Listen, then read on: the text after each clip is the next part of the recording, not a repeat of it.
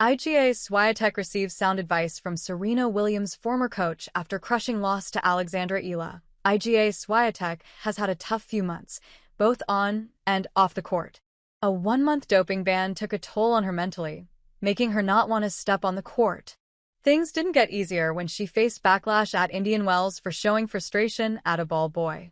Then, at the Miami Open, an aggressive fan verbally abused her at the practice courts, forcing tournament officials to increase security for her matches. The Polish player's campaign in Miami eventually ended in disaster. The world number 2 faced Filipino teenager Alexandra Eala in the quarterfinals, a match many expected her to win comfortably. However, it turned into one of the biggest upsets in recent memory. Swiatek fell 6-2, 7-5, marking a shocking early exit. Now, Serena Williams' former coach has some advice for her. Swiatek's struggles were evident throughout the match against Eala.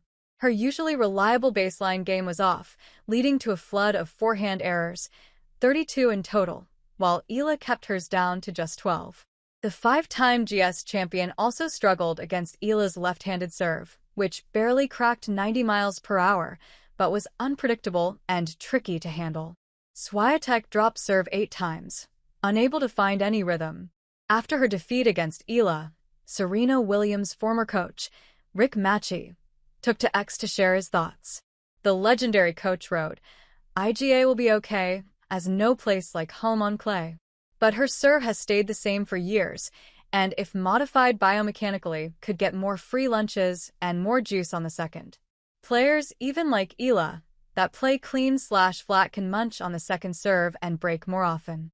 This defeat is just another in a series of setbacks for Swiatek this season. She reached her first ever Australian Open semi-final in January, but lost to eventual champion Madison Keys. In Qatar, she bowed out in the quarterfinals against Jelena Ostapenko, an opponent she had never beaten anyway. Then came 2 more semi-final exits at Indian Wells and Dubai, both against Mira Andreeva, who went on to win the title in each event. Swiatek's opponents haven't made life easy for her.